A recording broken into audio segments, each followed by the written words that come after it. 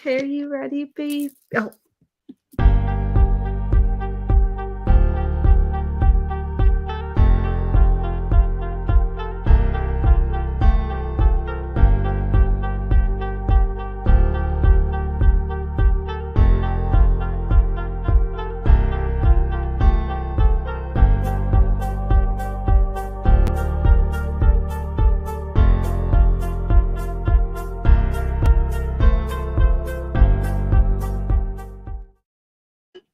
Hello. Hello, everyone.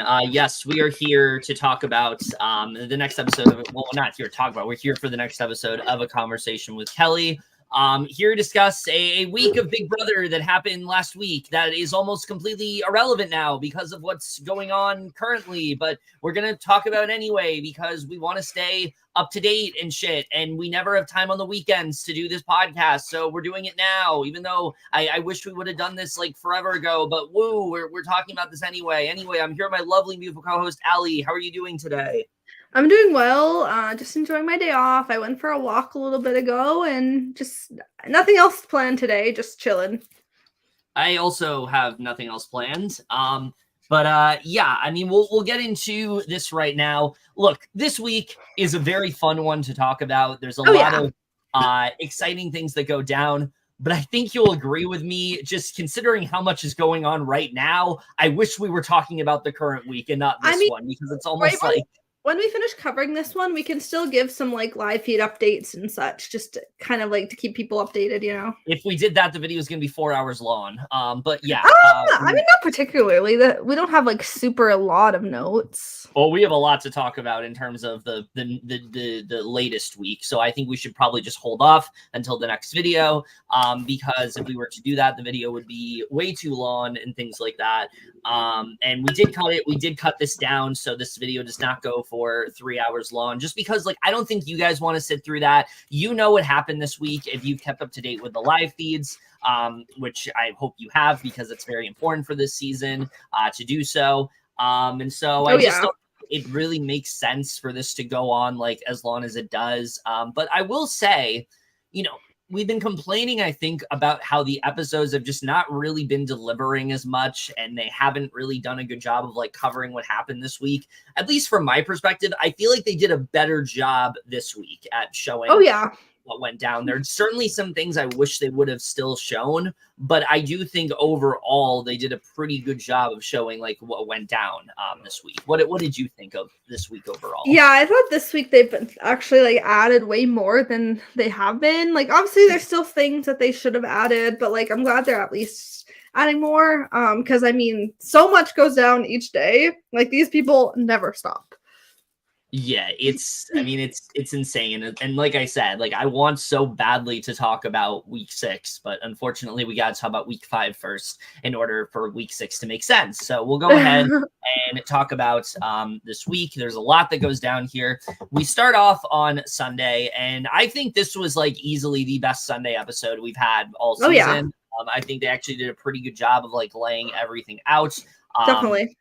And I was honestly pretty impressed by what they end up showing. But we see Matt talks about how this was the perfect week to use the superpower. He had 2 allies on the block, and he didn't have to lose either of them. He figured it would be best to make a big move, actually do something that will change the house a little bit.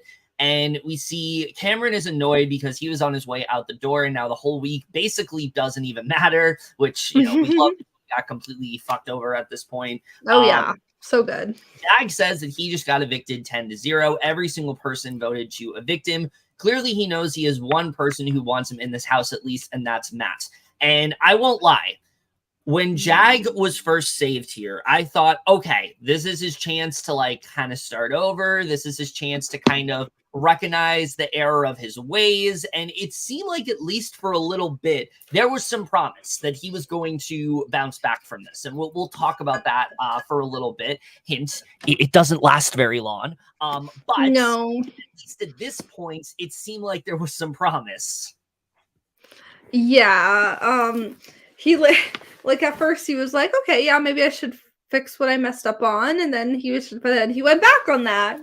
Well, we'll get to that, but We get a flashback to 5 hours earlier of Matt basically telling Jag that he loves him and he doesn't want to play this game without him. He tells him about the superpower and that he's using it on him. And he tells him that he met with Cirie and they talked about how they're going to do this. And Matt tells him that he can't tell anyone about this and lets him know what the power does. Matt tells him he loves him and that he's very appreciative. And, basically what we thought happened is pretty much what played out here. Not really something we need to focus too much on. Red is a little bit surprised about this, that it was used on Jag. He was definitely the target of Legend 25, and him coming back into the house is just one more problem that they got to deal with. And listen, Red this week, I've had my criticisms with Red all season. He is absolutely infuriating this week. Him and Pam, they can't pull the wool from over their eyes. I don't understand how you recognize that, like, they did not do what you wanted them to do. This is supposed to be your alliance. They didn't even tell you that they were doing this, and yet you still want to be loyal to them. What is going on in this man's head, Allie? I have no idea. He's just like, oh, he frustrates me so much. Yeah, he really is. But Cameron tells Red it's a good thing that it's used, so now they can quit losing their minds over what it is or who had it, which Red agrees with. So apparently this is a good thing. Even though they didn't want this to happen, it's a good thing it's used because now they don't have to worry about it. Sure, fine, you can convince yourself of that. I fucking can't. But Cirie, Bowie, and Red are chatting about what just happened. Bowie tells them that she would have at least assumed that he'd use it, which Cirie agrees with. Red then tells them that he was overplaying it, and Cirie... Wait, question. You didn't say you didn't mention the flashback with Matt telling Jag about the power. Oh, I did talk about that. I said that wasn't worth focusing too much on. Oh, okay. No, I did read that. Oh. Yeah. Okay. But Cirie, Bowie, and Red are chatting about what just happened. Bowie tells them that she would have at least assumed he'd use it, which Cirie agrees with. And Red then tells them that he was overplaying it, which Cirie mentions the over sadness. Felicia then walks into the room and Bowie catches her up with what they were discussing. And Cirie says, of course, that she knew Matt was going to save Jag. There aren't many things this house she doesn't know about, if she must say so herself, which, we love her for that. We love Cirie just knowing. Oh, yeah. Thing. As boring as it can be to see people constantly rat things out to Cirie, we want Cirie to be in the know of everything. We don't want Cirie to go yet. So we don't want Cirie to go ever, honestly. But I'm very much here for people just throwing their games away for Cirie because she very much does deserve that. So America tells Izzy that she's in shock and says it wasn't her because she didn't even play it. She didn't even play in it. And Izzy says that she believes her, which America says she knew that Jag played, but he told her that he didn't win and she believes him. But based on his demeanor, she thinks it was Matt, which Izzy thinks so as well. So it doesn't take people too long to figure out that Matt was the one that did this. As long as your name isn't Cameron. Cameron, it seems to take him a little bit. But Izzy says that the only people that she thinks could have won and then used the power were Jag and Matt, but she doesn't think Jag used it on himself. She thinks that Matt used the power, and she thinks the only person that Matt trusts is Jag. So for him, losing his number one guy was just not a risk that he was willing to take. So America tells Izzy that she thinks that Matt is the type that America would vote for, which Izzy agrees with, and Izzy tells her that Cameron's week pretty much meant nothing and says that him and Red are pissed. Izzy tells America and Cory that she wants this one so badly, as does America. And I was really pulling here for an America HOH. I was really hoping that was going to happen, especially with her not winning that one comp. I was like, this is the chance. This is where we're going to see someone else take control here. But, we'll get into that. So Izzy says that she wants to win HOH so badly this week. She has to win so she can have the power and finally nominate Cam and Red. Everybody pretty much wants them out at this point. And as do I, because they're so annoying to watch. But Jared talks to Cory and says that Jag being in this house isn't actually the worst thing for them. And Cory agrees and says it's good the twist is gone, which is perfect. And I'm also happy that twist is gone because I don't like twists in Big Brother. They hinder the game more than they help the game. And honestly, I think, we'll get to Jag in a little bit, but this is a twist that absolutely didn't need to be there. It's changed basically nothing in the grand scheme of things. And we'll get into that, which is unfortunate because it seemed like it was going to have somewhat of an impact. So Jared's excited that Jag gets the chance and is one of his allies in this game and somebody he can move forward with. And he knew it was happening based on what Cirie told him. And we get this segment where we find out the two of them were the only ones who knew that Matt played it. And he's a little surprised he didn't find out from them personally. Yeah. As he has felt a lot closer to him in that way. And this is where things get a little dicey. This is the first time I feel like there is some sort of conflict for Cirie going on here. This was so spicy. Yeah.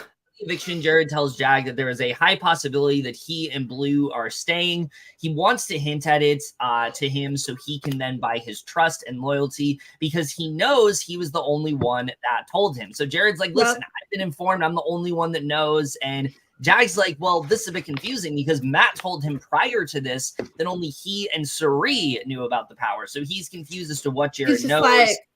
He's like, what the hell is happening? Like, he's like, at least I'm being finally like in the know, but like, he's like, what the hell is happening here? Yeah, he's very, he's understandably very confused here, but he goes to Cirie and tells her that Jared knows about it. She denies telling anyone, neither did Matt. So she's annoyed with Jared because of him spilling information from her that is not supposed to be shared with anybody in the house because she feels she could trust him to keep it sacred. And she feels he needs to be doing better than that. And as she should, honestly. True. I love that even Cirie is saying, yeah, Jared needs to be doing better because this is easily.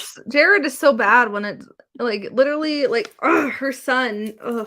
He's so frustrating. Yeah, I mean, without getting into this week too much, let's just say Cirie wasn't able to play the game for like 48 hours, and Jared nearly threw his game off a cliff because of that. So, like, I can't stress enough. Without Cirie, Jared is dog shit. Like, he's so bad at this game. I feel like if it weren't for Cirie, he would have been gone. I think he probably would have been out by now. Yeah, because, like, I think Jared's biggest problem is that he doesn't want to sit on any information. He wants to do something with it like immediately. And he just kind of starts rambling to people and ranting and ranting about how he feels about all these different players that in the grand scheme of things are not a big deal at this point. Like, you can obviously like talk shit about players and how you don't like them and things like that, but it has to be done in a way where it comes across as like, there's a reason to be complaining about this rather than I'm just going to vent out every possible frustration I have. And that's Jared's entire problem, is that he just can't seem to stop. Like, he can't just stop. No, he doesn't. It's not the time to talk about this. Jared's been like really annoying the last couple weeks. Like, ugh. Yeah, every week he gets worse and worse, to be honest. And the misogyny also obviously does not help. But yeah, unfortunately, we see a lot of Jared this week. We'll get into why in a little bit, but there's a lot of Jared to talk about, unfortunately. So oh no, he goes right to Jared and asks him why he told Jag that, and he tries to say he just told him that he was good. And she asks how he could have known that both him and Blue are staying, and he says that he wanted to make him feel he had it so he can feel good about him. And she lets him know Matt has already told him that he has it. And he says he will clean up the mess himself. Listen, I get Jared's strategy. I will say, I get that. Yeah. I get the strategy of like, I want to make him feel comfortable. I want to make him think I had it, but he needed to go to Matt first, who he knew had it, and talk things out and be like, listen, I'm going to tell Jag that I had it. You just can't tell him anything. The problem is Matt has already told him, and that would have been Matt's opportunity to say, well, you can't do that. I already told him. Jared wouldn't have done this on a whim, and then this whole thing could have been avoided. So it's so bad. It's so bad. I know, it's insane. Like, again, I get on paper what he's trying to do, but the problem is just the way that he goes about it is just completely the wrong way. And that goes for a lot of house guests. Yeah. I think that some of them, like, they do have the right idea. They just go about it like completely the wrong way. And Jared's like one of the biggest examples of that. I mean, there's some things Jared has done that's straight up terrible in terms of gameplay. Like, doesn't even make any sense. But I see at least where he's coming from here. I think the problem is more so just like, it didn't really work because Matt's already told him. So Jared says he's trying to make his own moves in the game, not doing a very good job at doing so, but yes, and he's doing what's best for him. But he thinks he may have gotten Cirie into some hot water with this decision. So he goes to Jag in an attempt to smooth things over, and he asks Jag if he said anything, which he denies, and he tells him that he knows more than he thinks, and if he's lying to him, that he's going to be bad, and Jag, that's going to be bad, and Jag assures him that he said nothing. And listen, Jared did clean up his own mess. The way he talks to Jag here makes things so much worse. Like all... I think you froze. Something like that. Like there was so much more he could have done here in terms of, you know, what he said. And instead he decided to just, you know, rat Sorry, out. I think you froze for like a second. It's all good now, but. What was the last thing you heard? I don't know. It just stopped for like a little bit. Just go start over. What was the last thing you heard me say? Maybe I can figure out like what I was trying to say. Just go back. I don't know what you heard and what you didn't hear though. It was just everything you were talking about, the like with Jag and Jared. Okay, yeah. So listen, I understand Jag is trying to clean up his own mess here. Jag is trying to, you know, smooth, and Jared's trying to clean up his own mess here. He's trying to smooth things over with Jag. The way he talks to Jag here makes things 100% worse. He is so incredibly confrontational. The way he talks to him, he gets, you know, he's telling him that like he hopes he's not lying to him and things like that. And Jared's calling him out on the fact that he told him not to say anything, and he did the exact opposite of that and fucked him up tremendously. And here's the thing.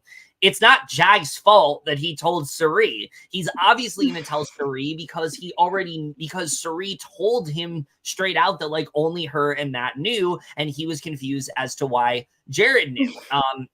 And I think that maybe he should have just talked to Matt about this and said like, hey, Jared knows something's not right here. Cirie told me that like only the two of you know and things like that. But one, Jag is trying to save himself. So like, you know, he's not going to try to, you know, ruin Matt's chances of playing this. Two, the way Jared needed to come across is that I really didn't, you know, I think he needed to throw Matt under the bus here and say, I didn't know that Matt told any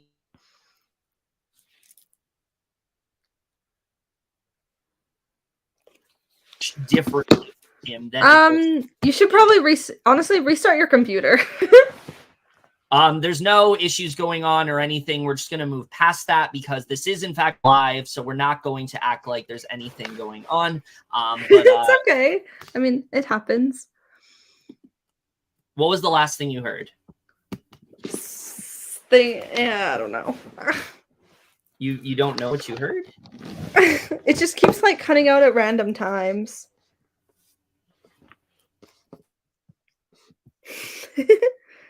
Perfect. Much better. He will restart so there's no issues, because connection issues can be very mean. I don't know why StreamYard does that. It's just like it always like messes up connection.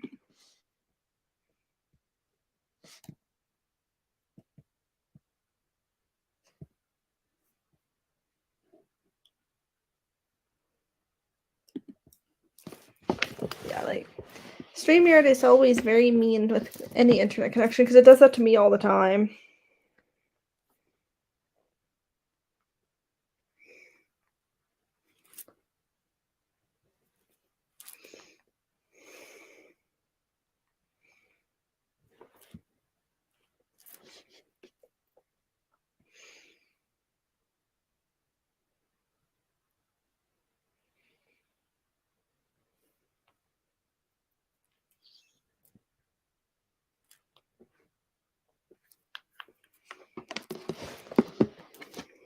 But anyways, how is everyone doing?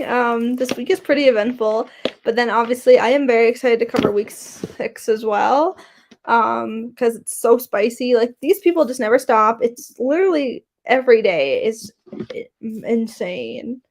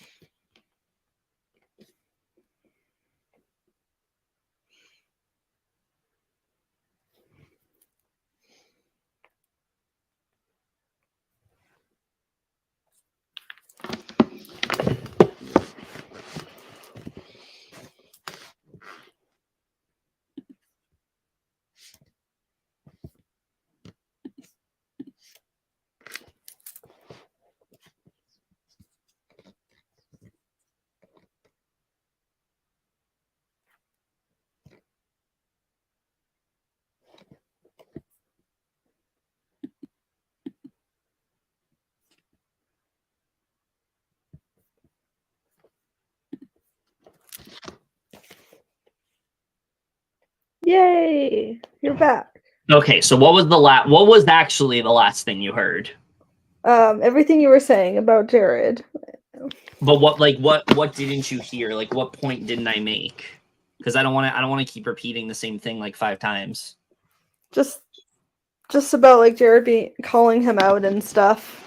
Yeah, just the way he comes across here is so incredibly confrontational, and like I think all he really needed to do is like pull Jag aside and like say, hey, listen, I didn't know that Matt told you and things like that. You know, I thought that I came pretty, like maybe Jared thought that he wanted or something like that. Like it just, the whole way he did this was just completely the wrong way to do it. If he was trying to smooth things over with Jag, what he also could have done is maybe throw Matt under the bus a little bit here. Maybe tell him that Matt knew, that Matt told him that like he should have said to that Matt told him that he should have said to Jag that Jared played it, and instead it didn't work out, and that like Matt ratted him out and things like that. Like there's so many more avenues he could have taken here, and especially him trying to smooth things over with Jag. He's coming across more like he's accusing Jag. Like, why would you tell Cirie about this? Like, why wouldn't he tell Cirie? Cirie literally said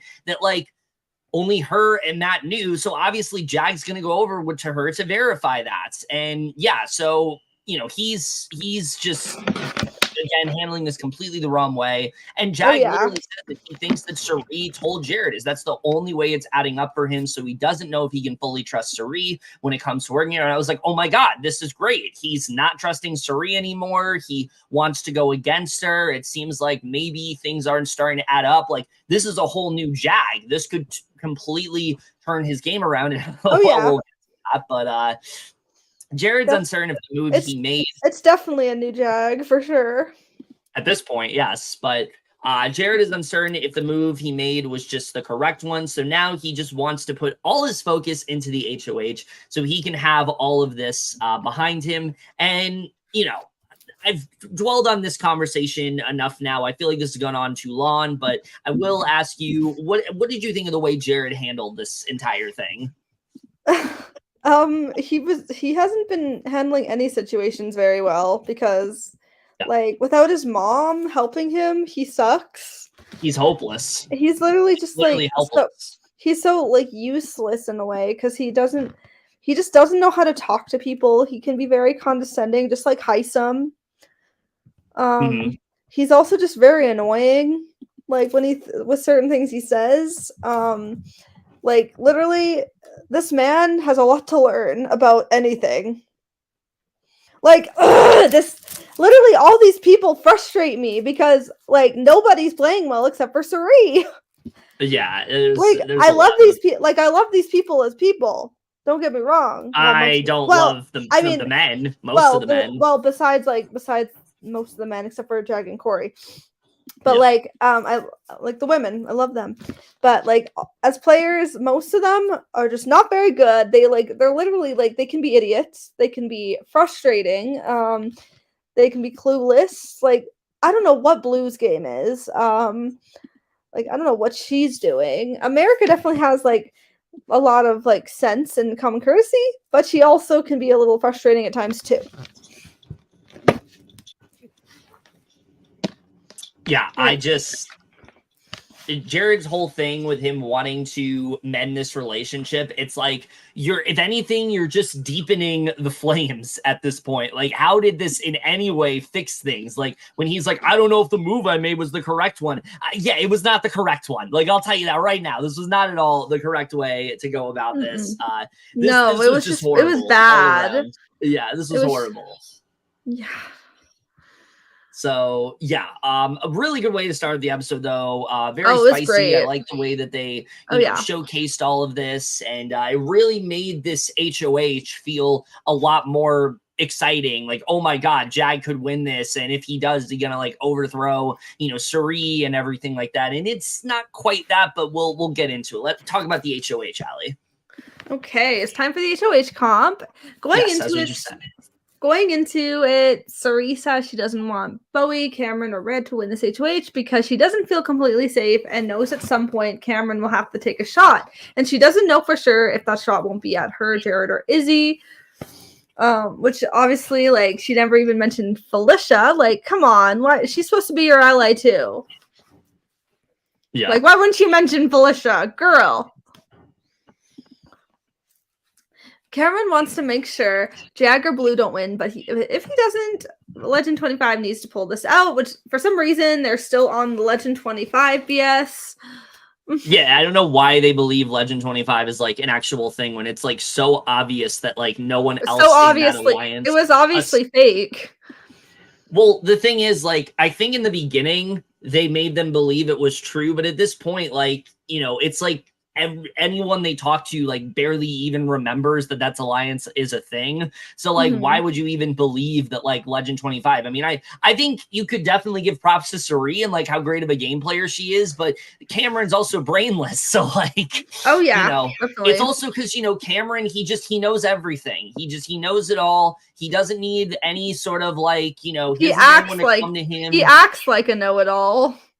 Well, he keeps saying, like, I know everything. Like, he literally says that to people when people ask him, you know, talk to him about things. Like, oh, no, I know what's going on. You don't have to tell me this. And now, not to get ahead a little bit, now that someone's trying to, like, question his logic, he's like, no, that's not what's going on. No. Like, but you can see the wheels in his head, like, turning a bit. And it's just really funny to watch someone who is so incredibly delusional at this game and just seeing how that is, you know, wrecking with his mind overall. It's very fun to watch. Oh, definitely.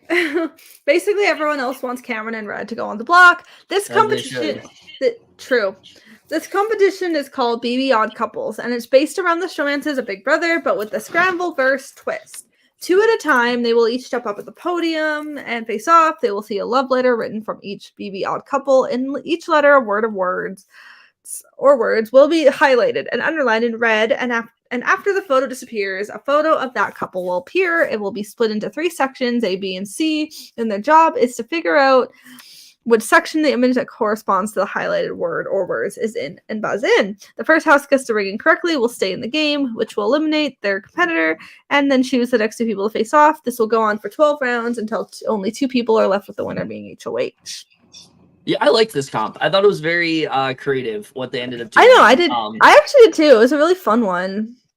Yeah, I thought there was a lot of fun stuff they did here. Like when you take the concept of like the multiverse, I feel like this is like a fun little thing you can do with that. Oh, I agree. I thought it was like super entertaining to watch too. Yeah. Some of the odd couples are Turner and Jasmine from last season. Jesse, which is Mr. Spectacular. I do not like that man.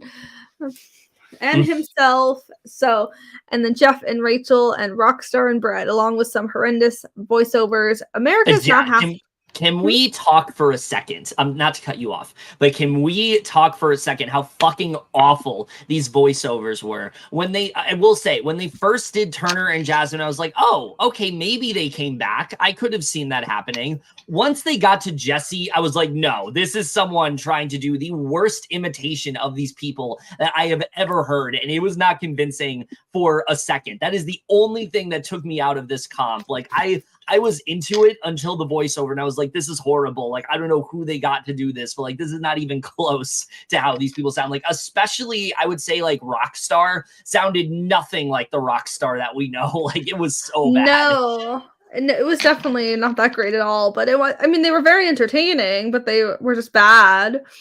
Yeah, like I did think it was really funny the way they paired up some of them, like Jesse literally being in love with himself in a parallel universe.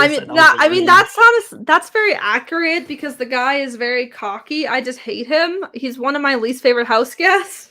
Oh, really? Oh, I do not like that man. He just gives me he honestly just makes me cringe just his saying his name. Yeah. Rockstar and Brett being together, I thought was also really funny. Oh, that was great. America is not happy as he picked her to face off against Blue, as there's plenty of other people she should have won out first. Yeah, I mean, I don't blame America for this at all. I feel like America is a really tough week this week. Let's just say that. This is a really hard week for her, and this is just one of the many things that happens to her that she you know, that people are constantly like throwing her under the bus with. Yeah. After many rounds, it comes down to Izzy and Jared, which is with Izzy buzzing in incorrectly, making Jared the new HOH. Yeah, so once again, I mean, we cannot give any sort of we can't give any credit to Jared for this because literally like Izzy just buzzed incorrectly. He literally he got one right and then Izzy getting it wrong. That was it. Yeah, and he has the audacity to say, "I'm a comp beast." Like, no, literally Izzy just buzzed incorrectly. Like this was not if he wants to say he's a comp beast, win more comps. Win comp, but actually win them. Like, don't win by default. He basically won this by default. Currently, the comp beast is fucking Cameron.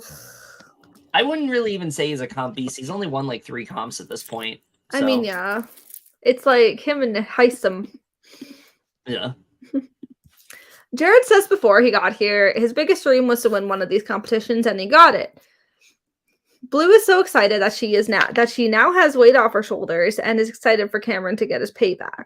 And this is Blue's opportunity to like really try to like get inside Jared's head and maybe like pull him away from like Cirie and things like that. And of course, you know, Blue doesn't do shit.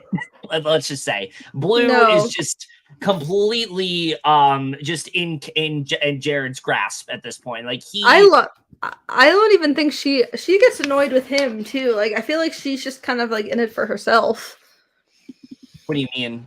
Like, cause she's not even like she's not playing Jared's game, but she's also not really helping her best friend Jag either. Like she's more just I would say she is playing Jared's game because it seems like every time I don't think so because she gets annoyed with him a lot. I mean, yeah, but every time like she has like the correct read, Jared ruins it, and now she feels differently. Like it's happens a lot. I think a great example is just the way that she, you know, not to skip ahead too much, but currently she literally said Jag is the most unloyal player in the entire game when this is literally like her closest ally. Like Jared had to have been the one that told her that. So I think she is very much playing Jared's game. She's just very bad at it. She just needs to like think better. I don't think she has it in her. Red and Cameron are pacing around the house, and Cameron tells him not to freak out yet. Red says he has accepted all outcomes that could possibly happen, and Cameron is thinking they can talk to Jared about other options and still have a chance for the both of them to be spared this round. I don't know. And here's the thing. They talk about other options, but like they never present these options to Jared. So like, what were they even talking about? I don't even know. Izzy and Cirie are very excited for Jared, but warn him to not turn into Hisam. Oh, that was funny. Oh, that was funny.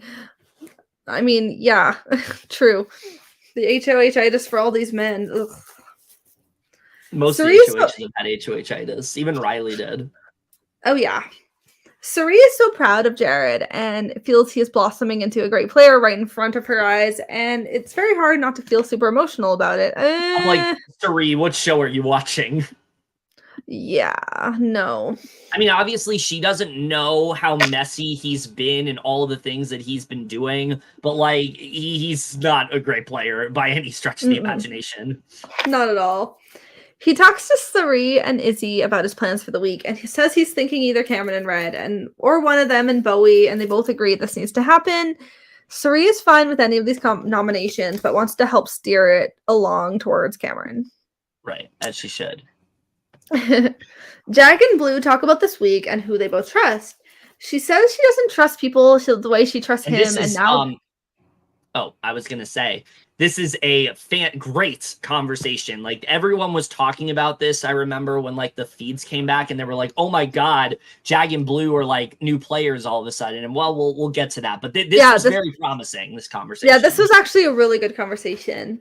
Yeah. She says she doesn't trust the people the way she trusts him, and now that he's still here, they both need to figure out what they're doing. He says for her people were honest with her, but for him it's the opposite, so he's trying to figure out who he can fully trust. She says Cirie and Felicia likely have their hands on everybody, and the whispers all go back to them, and he asks who she thinks is running things, and she says Cirie and talks about how smart she is, and she knows what she's doing. He thinks they need to be smart about who they trust, and she agrees.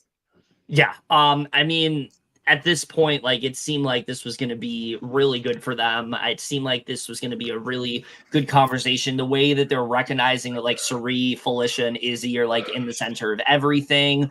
They don't show it in this episode, but like they were going to try to make like a 3 with like America. Like this seemed very promising. I was like, oh my God, Jag and Blue might actually turn their games around. And well, we'll get to that. But it did seem promising at this point. Definitely. Yeah, it seemed promising here. Yeah. Blue says Jag is her number 1. She does trust Jared, but she knows he's close to Felicia and Cirie, so that makes them both nervous.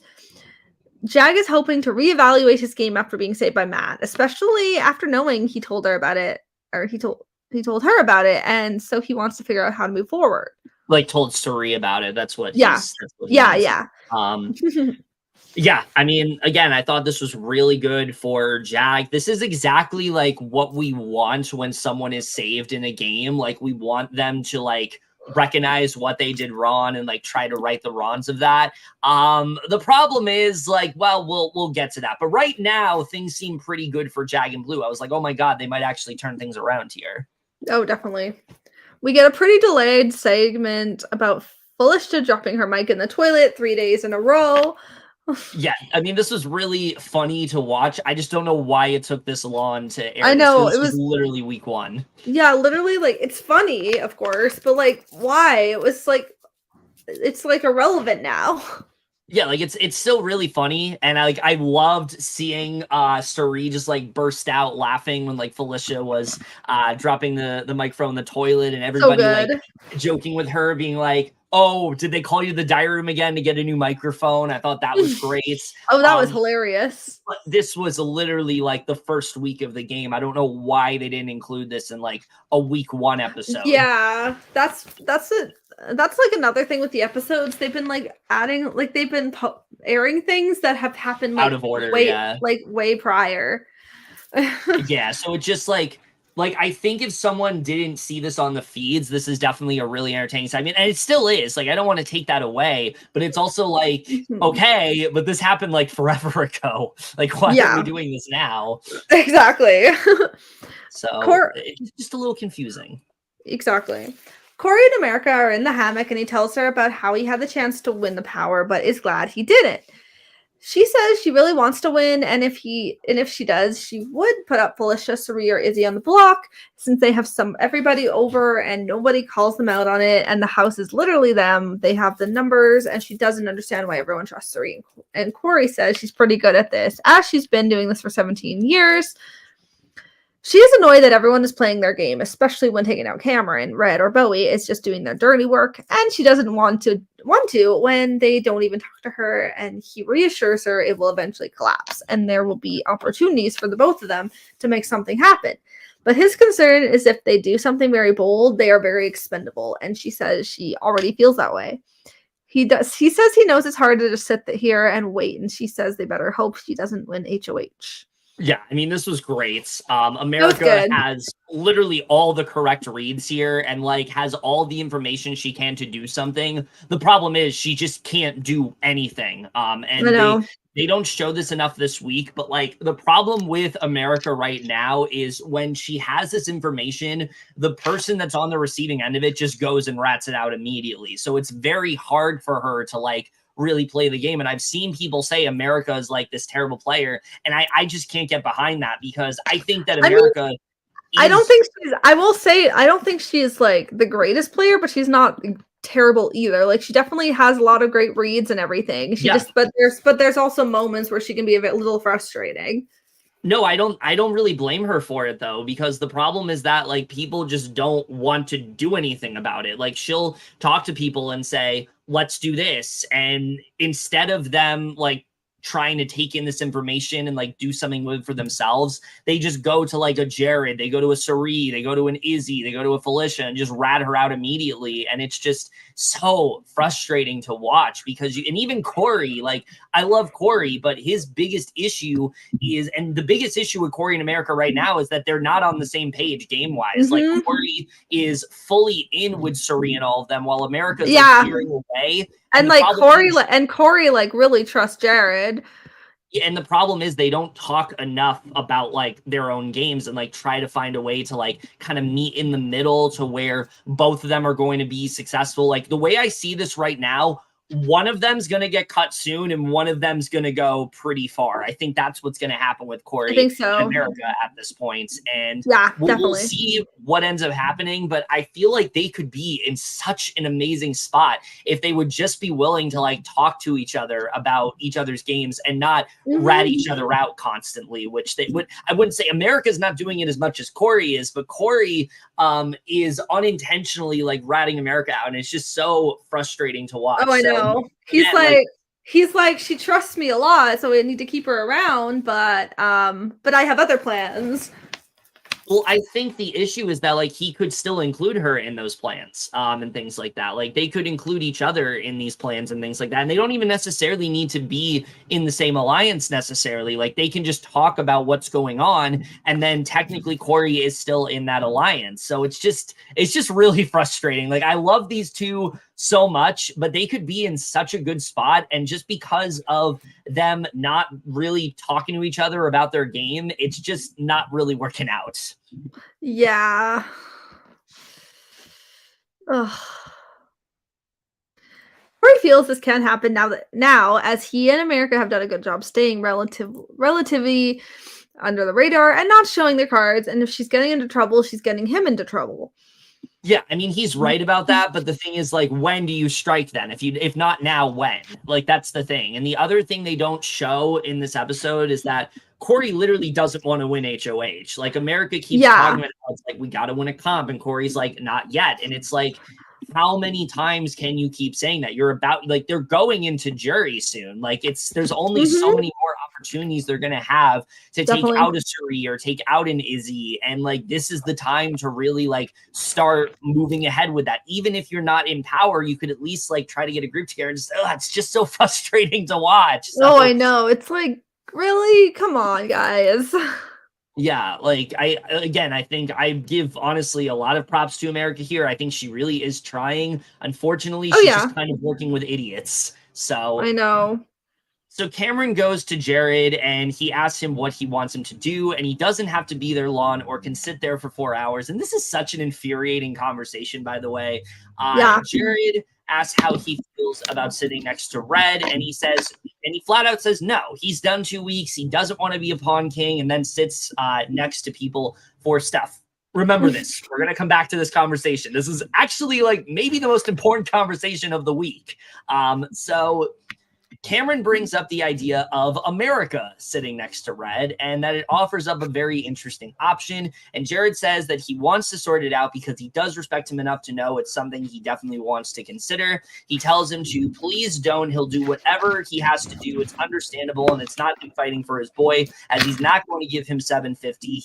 He's not his Superman, but he knows if he gives the people a shot, it will let them run. And he thinks Red in America is the least amount of blood on his hands. And if he wants Red, it's going to hurt, but that's the game, and he knows that he can take it. And I think what Cameron should have done here is show why him and Red are actually beneficial for Jared's game. Say, like, listen, we were never coming for you, put up America and potentially like Cory or like Blue or Jag or Bowie. I think that would have gone way better for Cameron than what he does. Like the idea of America going up, is something that Jared is interested in because he's a fucking misogynist and he just wants a woman. He wants to target a woman. Like that's something they don't show enough this week, is that Jared kept saying like he wants like a strong competitor to go, and every time he mentions a strong competitor, it's almost always a woman. So actually he mentions a strong competitor, it's a man, and whenever he mentions someone who's not doing enough, it's one of the women in the house. So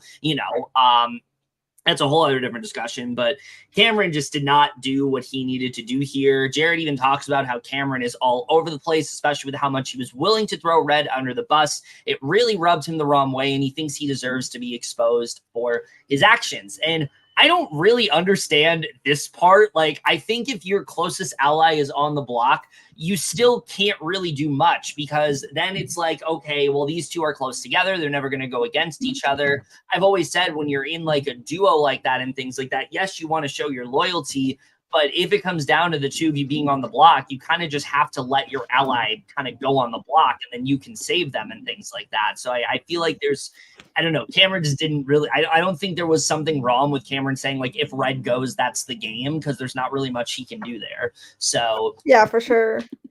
Red goes to Jared next, and Jared tells him that he's leaning towards putting Cameron up. He just really needs him to trust what he's telling him going forward, because that's what is going to happen and will be a pawn this week.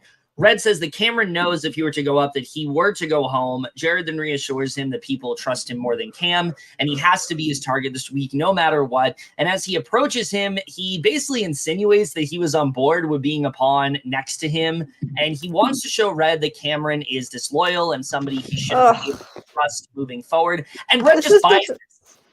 This was such an infuriating conversation. Yeah, I mean, the thing that is so funny about all this to me is that Red just buys into this, like, immediately. Like, he never questions, like, wait, Cam said that to you? That doesn't sound like him. Like, he just automatically just, like, buys into it. And Jared tells that he moves with loyalty inside and outside, considering he was willing to jump ship so fast. It makes him feel if at any point it will be him next. And Red is just, like, immediately devastated to hear this information. He's hoping it's not true, but he is taking it into consideration and as hoping he doesn't look like the biggest ass in Big Brother history. And hold on, I'll just say this right now. You do. Because Jesus. What? Yeah, you do. This was so bad all around. Look, there's a lot of bad gameplay going on in the house, but Red just immediately buying into the fact that Cam threw him under the bus, never tries to verify anything with him, was just so insane to me. I mean, what do you even make of this?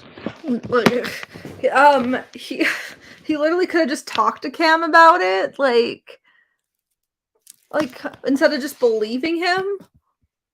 Yeah, he said he gives a reasoning later for like why he didn't talk to Cam, but I feel like this is something that like they could have easily sorted out. Like you just go to him and you say, did you have a conversation? Like you don't even have to be confrontational. You can just say like, I heard you and Jared had a conversation and Jared was telling me that like you threw me under the bus, and Cameron could have just told him like what he said, but that doesn't happen here. So yeah, it's just very, very frustrating all around. Very funny to watch with how fucking delusional and how easy Red is to like how easily led on Red is. Like he's just so incredibly gullible in that way. Yeah, he was just like I think he's just like too loyal, you know? Like he just like trusts anything he says or anything that gets told him.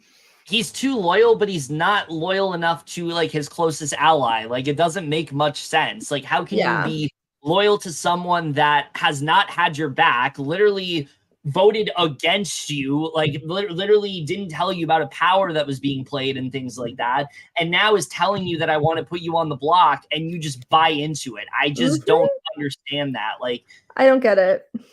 I don't even give Jared credit for this. Like this was horrible. It was bad.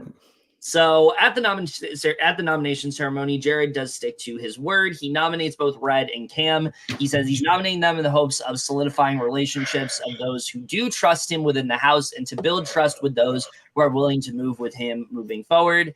Red is really feeling like it is tough being backstabbed by someone he considers a friend, and it hurts. He should have known coming into the house you can't put trust into people like that, even though you're literally doing that with Jared, but okay. But he will be playing this veto as hard as he can, regardless of the outcome. And that is how we end Sunday's episode. We're going to get into Wednesday's here, which I thought was also a very eventful episode. There's a lot. It was good.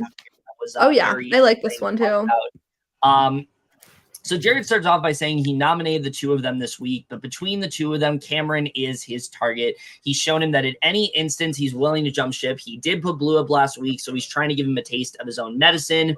And Cameron is obviously not happy to be on the block again thrice. This time, however, he's sitting next to his main man, Red, which isn't good. He says the number one goal is that one of them comes off the block, make sure the other one doesn't get voted out. And it's really funny just seeing the dichotomy between these two confessionals where like, Cam is so against him when every confessional with Cam is like, I really just want Red and I to get out of this. Like, I want us to be okay. And Red's like, well, Cam threw me under the bus and I can't trust him. And I'm really upset. Like, it's so funny to see. Oh, it's so funny. I will say Cameron's confessionals are so boring. Oh, they are. It's mainly because, he has this very, like, monotone voice. Like, he's about to go to sleep. And it's just, it's not very... It sounds like, yeah, he literally sounds like he's just trying to, like, be quiet the whole time so to not interrupt anybody. Yeah. So Red says even though he's close with Cameron, it's really tough after also being nominated next to him, came from him to the HOH. So Jag says it feels amazing to be back in the game because Matt saved him with his superpower. But on the other hand, it doesn't feel amazing that he was evicted 10-0, even though he's learned he can't trust Cirie to keep all the information he gives to herself. He still wants to work. He still wants to work with her and the rest of the 7 deadly sins. But he's going to have to think a lot about how he wants to work around those relationships. So, Jag, what are you doing? Yeah, it seemed like the light bulb was finally going off, and it seemed like he was finally recognizing that, like, the 7 deadly sins is not beneficial for him and that he needs to move against them. Only for him to basically just clear things up, and now he just is fully into, like, just fully buying into everything that Cirie is telling him, and it's just, it's so bad. Jag had so much potential, like, literally, he did, and he's so bad at this game.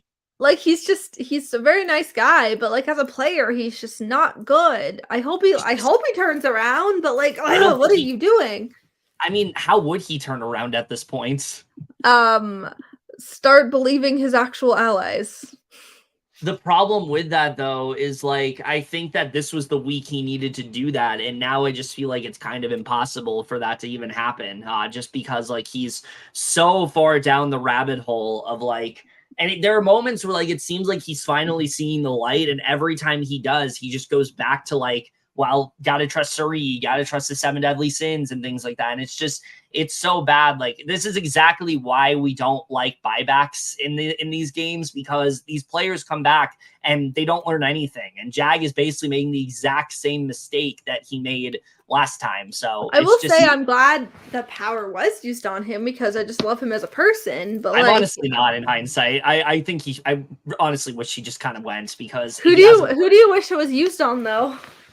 I wish it wasn't used. Like, I straight up don't wish it wasn't a thing, because I think that at first, yes, it seemed very exciting to watch, but now, like, Jag is just, like, he's already made the mistake. He's not going to come back from it, and it just is not interesting to watch somebody who's already been evicted 10-0, literally shouldn't trust a single fucking person in the house except for Blue, and yet he's now trusting those exact same people again and not doing a damn thing about it. Oh, it's so frustrating. So yeah, I mean, while at first I was like, yay, love this power, now I'm just like, I kind of wish that power was never even a thing, because it didn't really do anything in the grand scheme of things.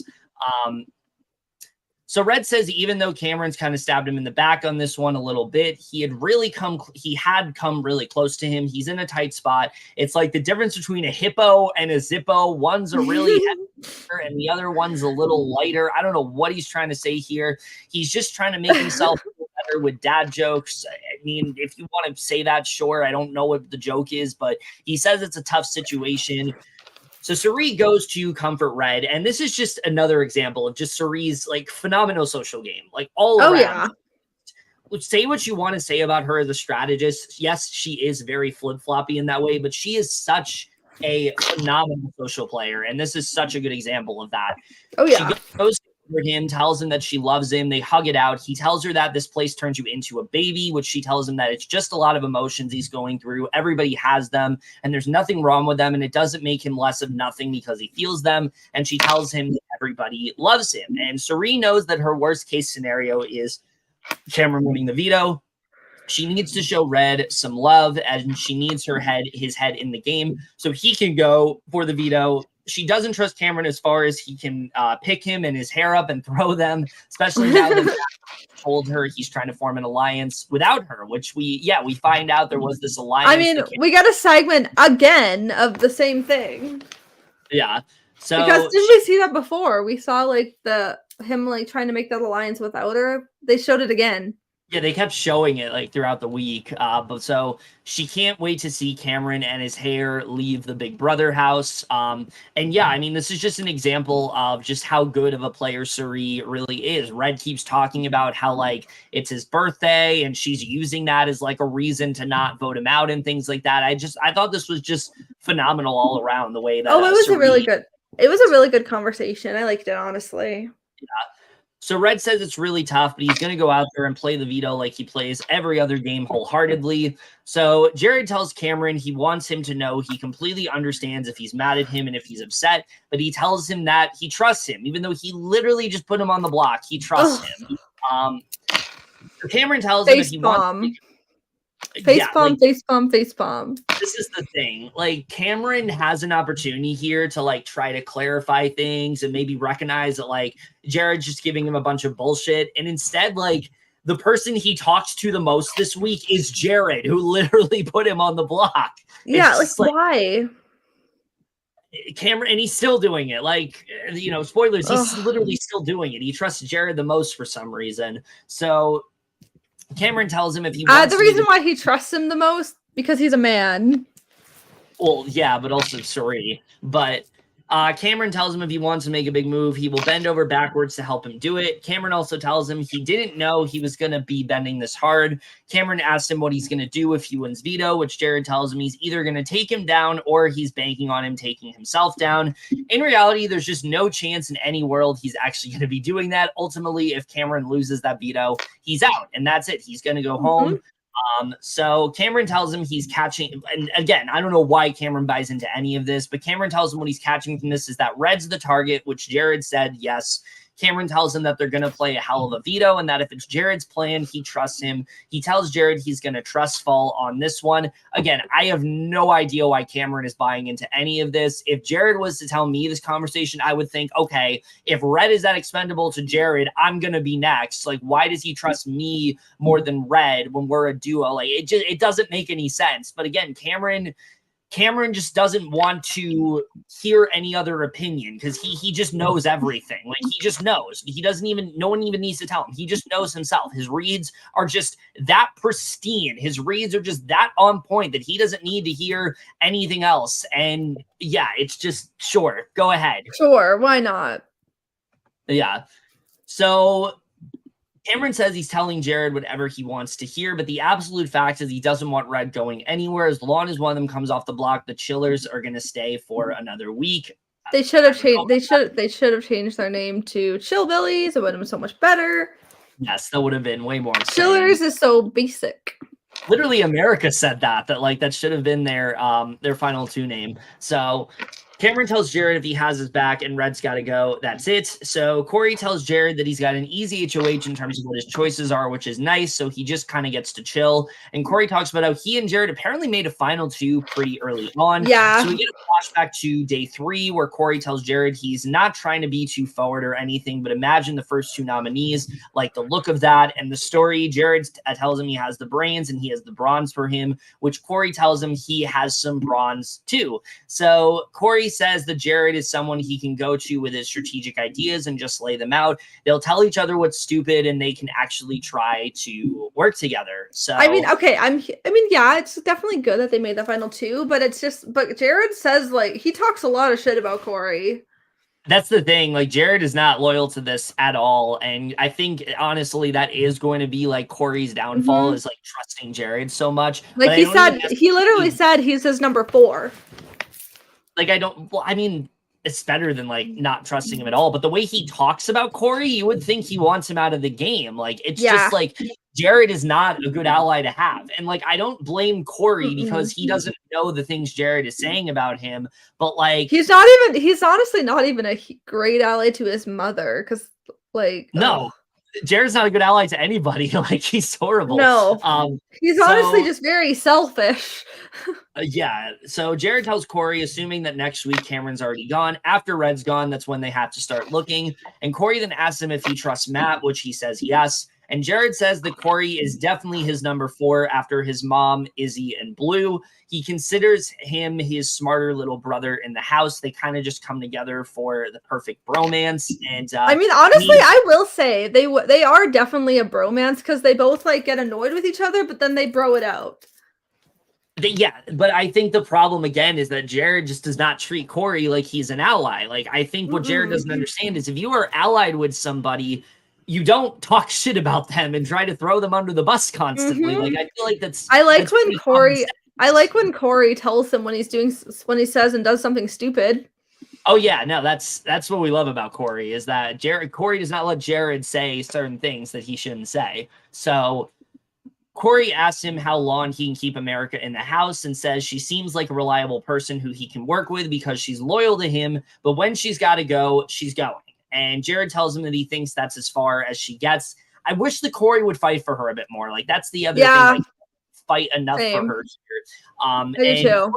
Cory talks about what he's trying to do. He's trying to reassure him that he's his number 1, not her. But secretly, he wants to keep America as long as possible because she's someone who's loyal to him before anyone else. And this actually led to America being really upset with Cory for a bit because he wasn't including her in things. And I don't necessarily blame her. Like, look, I don't think America needs to be included in like every single deal that Cory makes. Yeah. But I think what he should have done here, and what honestly all of them should be doing, and I don't understand why they didn't do it. Jared has Blue, Cory has America. Let's make a Final 4. Like, literally, I have. They America. Literally could. I don't know why they haven't.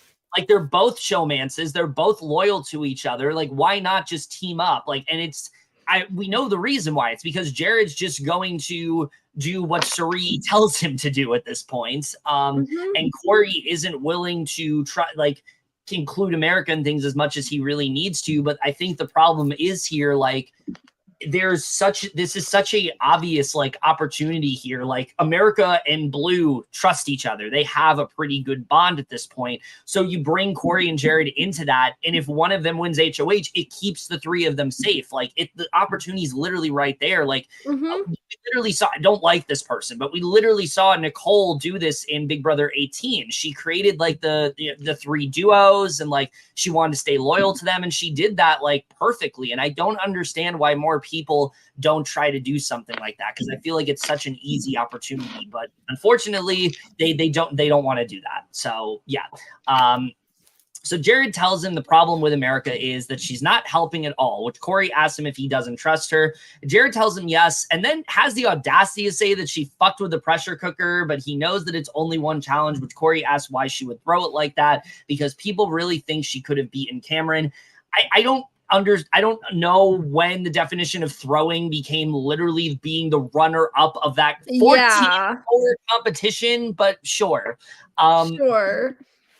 So Jared says he personally feels if America has been throwing competitions, it really sketches him out because they don't really know what that deal was for the pressure cooker that she made with Cameron. I don't know why he cares about this. It probably was literally just something to keep you safe for the week. So if she's not going to win these competitions to potentially get out someone who can threaten her game, he really has no use to her because he hates women. Like, literally, that's why. That's literally. He doesn't even treat Blue that great. Oh no, he treats her terribly. So Jared tells him that he thinks the only way she can start to gain trust is by actually attempting to start winning, which Cory tells him at the end of the day, there's a good shot in the next 3 or 4 weeks she wins an HOH. Cory tells him that he's certain she would definitely do some combination of Felicia, Cirie, and Izzy if she won. And I get what Cory's trying to do here. I think that, you know, in his mind, he's looking at it as like, listen, America's doing a lot more. America's actually looking to go for bigger fish. Unfortunately, he's saying this to Jared, who Felicia, Cirie, and Izzy are like his closest allies. And immediately Jared doesn't trust America, like he's always said. Even though he mentioned Blue instead of Felicia. Yeah, he says if you're coming after any of his people, then he really has no need for you to be in the house. So I will say Jared like so annoyed me in this episode. He's annoyed me the whole season, but yeah, I think this episode gave him the proper edits. I will definitely say it definitely showed the like Jared is. It gave the very messy and cocky edit. Yeah, I mean they don't show everything he did. Obviously, they don't. Unfortunately, they didn't show him saying the R word, which they should have. But you know, they should have. Yeah, just all around terrible gameplay. And then he tried to like downplay, being like, "Oh, I didn't mean that."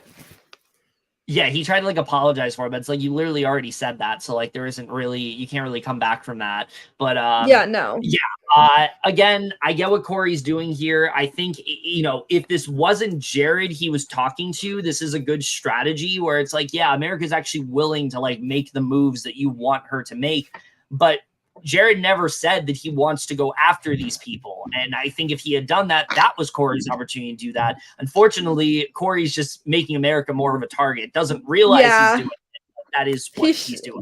So definitely, he definitely should have fought for her more. Oh, no, that's the thing. I think he is fighting for her. He's fighting for her to the wrong person, though.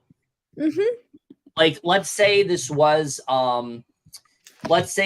like a Jag he was talking to, and he could be like, well, America wants to go after Cirie, Izzy, and Felicia. Like, this is why we should keep her around. I think that would be really good. But the problem is Jared is so close with Felicia, Cirie, and Izzy. Like, those are the last people you want to say that, like, America's going after. So, yeah, it's just not very good. Yeah, no. It's time to pick players for the veto competition. Jared says he doesn't want to see America pick for this veto because he feels she's been throwing competitions and he doesn't think this will be another one she'll really try that hard for. Of course. Red says he needs to pick somebody from the Legend 25 Alliance. Just because he can't trust Cameron doesn't mean he can't trust them. Sure. Even though, like, you can't trust them either. Yes. Cameron says he really wants Matt to play in this veto. He's in Legend 25. He trusts him and thinks he would use it on him. No, he would not. Even though Matt literally just ruined your HOH, but sure. Sure, yeah. Felicia, America, and Matt, Cameron's house guest choice, are then selected to play alongside Red, Cameron, and Jared. America says she's ecstatic to play in this veto comp. She doesn't care about Red and Cameron. If she wins, she's definitely keeping noms the same. She wants to win for her so she can build her resume. Her first comp win is coming. And at this point, this was like a crucial win for America because she was going to be like the replacement nominee if the veto was used here. So I was like really pulling for America to win this. I know, I was too. Nobody seems to be too happy with these names drawn, which is pretty funny. Yeah.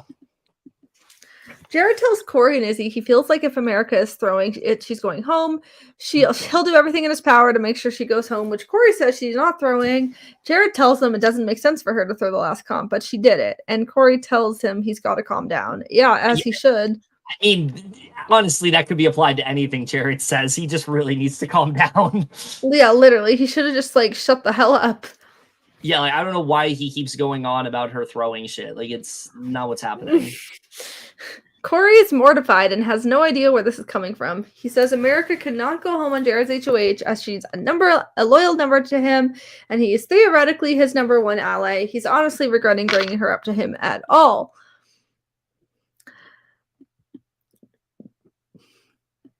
Jared tells Cory he doesn't trust her or Cameron, which Cory tells him she doesn't want to save Cameron. Jared tells him if she's going to be a part of this, then she's just going to mess her own game up because he promises he's putting her up. He tells him it's not that he doesn't trust him, he just doesn't trust her.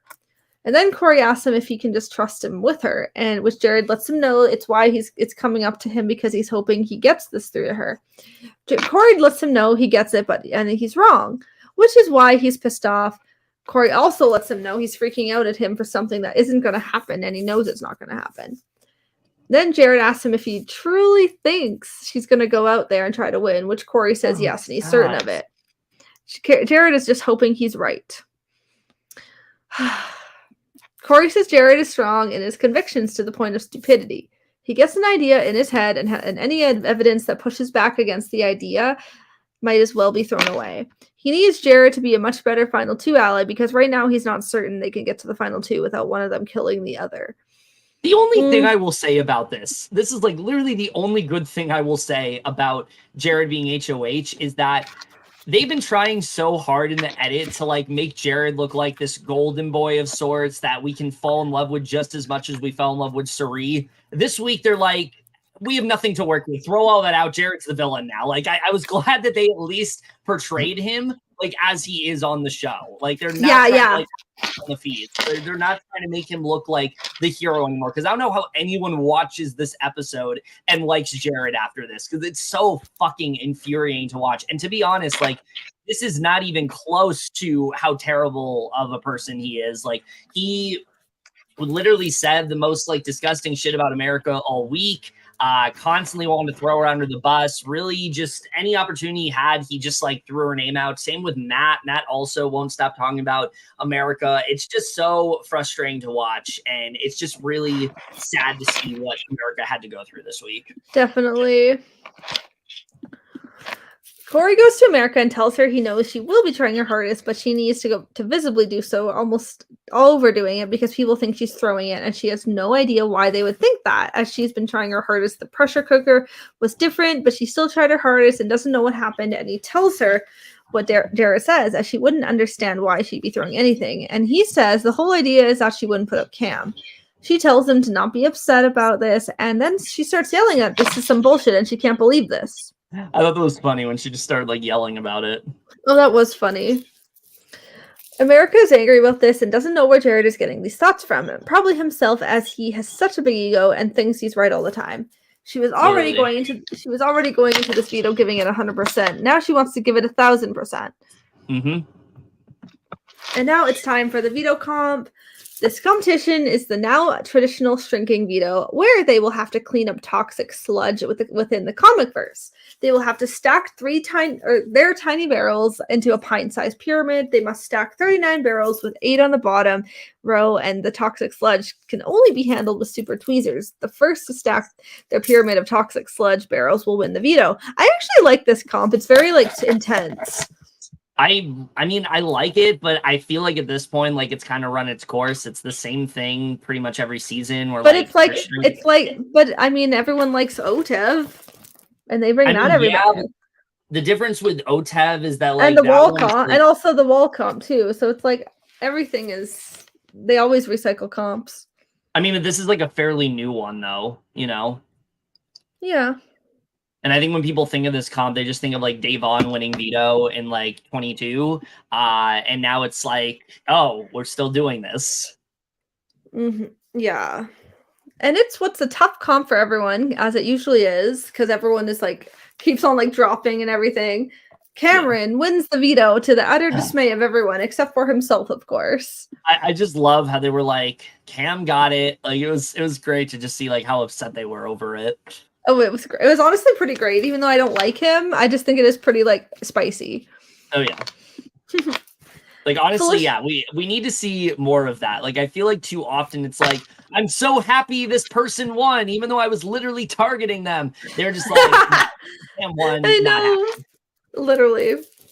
Felicia talks to Mimi, wondering who Jared may put up, and she mentions America or Bowie. Cirie doesn't think America would beat Red in any way either, and as they're counting the votes, America walks in and they all stop talking. Which is bad, let me just say. Like, it was very funny, though. Like, literally all they need to say to her was, oh, we're just talking about, like, options for a replacement nominee. Like, I don't know why they got all silent. Yeah. They eventually inform her on what they were discussing, and Felicia tells her she may be the one sitting next to him, but she's not the target. I love how blunt Felicia is here. She's like, yeah, you're going up. Like, oh, that was funny. Oh my. She's just like, fuck it. And like, this is really like Felicia's like biggest problem is that, and they don't show it enough in like during this week. This is the one thing I think they should have shown more, is that she's really having a hard time like hanging on to information. She just kind of rats it out immediately. Like there was a moment where you know, Felicia was asking Cirie, why does America think she's going on the block? And then Felicia starts laughing. It's like, oh yeah, because I told her. And it's like, okay, but like, that's still really bad. I know. She doesn't like that they're floating this around. Jared thinks she's throwing comps, and for all she knows, he could be telling everyone the same thing. So she decides to go talk to him in blue and asks him in what world it makes sense where she is a replacement nominee. And he once again goes on about how from his perspective, she was very adamant about not winning the pressure cooker, and that scares him. And she doesn't understand how he could think she threw it when she was on there for almost 14 hours. And we get like one of the best confessionals yes. in a while. Oh, it was so good. America says that he can't come at her at throwing comms as she was in the pressure cooker for almost 14 hours. Meanwhile, he dropped as soon as the lights went out and he needs to shut up. It's so good. It's so good. The Oh, one it thing was I will great. ask though, like, and I'm sure you were wondering this too, why is Blue here? Like, why does she need to be in this conversation? Like, it Yeah, she reminded didn't me because of she didn't even like say anything. She was just there. it reminded me of week 1 when like Cirie and Kirsten were like having that back and forth, and Izzy was just like a mediator. Like, why is same to That Blue? Like, was why is so she here? funny. Like, what's the point? Well, I do think it's really funny, but like, why? Yeah, he literally like at one point he's like, "Can you just leave for a second?" I'm like, "You could have told her that from the beginning. Like, she didn't even need to be here." Like, why? Like, if she was there to like say something, sure, but she was just there, just chilling. Yeah. I mean, I think the only thing I would have appreciated is if like this was the opportunity for like the 3 of them to come together and like work on something. But you know, Jared doesn't know how to strategize, so I'm No, he not doesn't. surprised. And Blue doesn't either, so I'm not surprised No. that like, you know. I hope Blue and Jared can like split up soon so then they can possibly so she can actually get back on track to being better. I do think that Jared is hindering Blue, but I also think that if Blue was as good of a player as I wanted her to be, Like she wouldn't be if they affected in want a to way. date later, sure, after the season, but not in the game. Just like keep it to a game level, thank you. No, that's not really the issue that I have. The issue that I have is like I think that Blue could be a really good player, but 1, I don't think she is. 2, I think Jared is completely ruining her game. But even after Jared leaves, I think Blue is still going to be like really shitty of a player. Yeah, So definitely. I just don't think Blue is giving like what everybody wants her to give, you know? Yeah. She says to Jared that she didn't just drop either. Her and Cam made a deal and he said the problem is that this game has very minimal opportunities for her to prove to someone who she is and isn't with. He asks Blue to leave and he says it's a matter of a fact that when it comes down to it, he can't risk her taking another deal and that's his problem. He also brings up that he's heard it's going around that she would put up Izzy, Felicia, Cirie, and she denies it and says it doesn't make sense. And says she's sorry she hasn't won, but she's really been trying. He says he just needs to make sure that the people around him are going to try their absolute hardest for them to win for themselves, as it's just for him, and he will just feel good that she did it. I thought she handled herself really well in this conversation. Like, I think she said all she needed to. She wasn't too honest about what she was doing, but she tried to make it seem like, you know, it didn't make sense for her to go up and things like that. I think she handled this, you know, as well as she could. It just, Definitely. you know, Jared wasn't gonna, I don't think Jared was gonna listen to anything she had to say. Not at all. He's just too, like, about himself. Yeah. He is not happy America is lying to his face right now and that this isn't making it any better and is rubbing him the wrong way. Okay, but let's be honest, Jared, anything she said would have rubbed you the wrong way. Mm-hmm. Like, let's be real here. He's not nice to women. No. He's not nice to many people. He's not even just women. He's not nice in general. Like, he's not nice to anybody except Cirie. He isn't. Also, we get another. This next segment is really great because it's so funny and random. Oh, yeah. Cameron and Red are in the hot tub, and Cameron tells him that he knows where his head and heart is because nothing is bigger than the both of them, and Red says it's just a bad week altogether. Red says, ever since finding out what he did from Jared about Cam, he hasn't really been able to talk to him about it, but if he shakes his hand and looks him in the eye and tells him he can trust him, that it's something that he can take to the bank, and unfortunately Cam wrote him a bad check. So if you want him to do that, Red, literally just tell him what Jared told you. Like, these two are basically talking in code, but they don't know what the code is. Like, it's so bad. It's terrible. Ugh. Cameron says he doesn't know what his position on this and asks him to fill him in on it. And Red says he reckons that he does and mentions the chillers and says they will have to put it on ice. And Cameron says he will give him space, and Red says he appreciates him. Cam says he's pretty sure Red just broke up with him. He doesn't know why, as he's truly his best friend in this house, and he's going to let him sort through his thoughts on his own, but he doesn't really know where to go after that.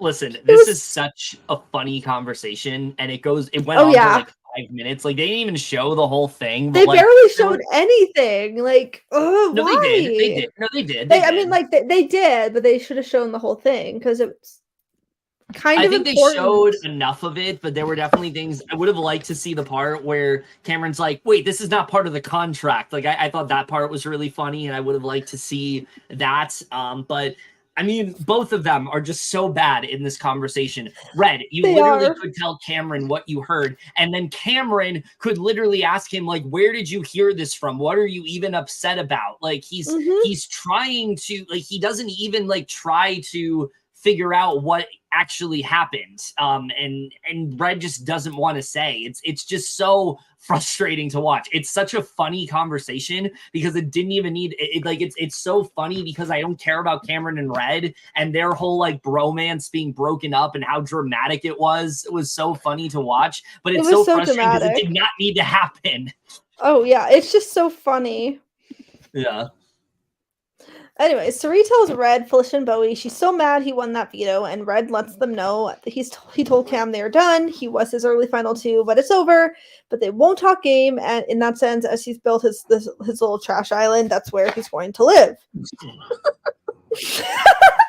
I don't understand why he feels so comfortable with like telling them this, but sure. I know. Like, you don't have to completely break off with Cam entirely. Like, you can be upset with him and then like come back together. Like, this doesn't have to be like the rest of the game. I know.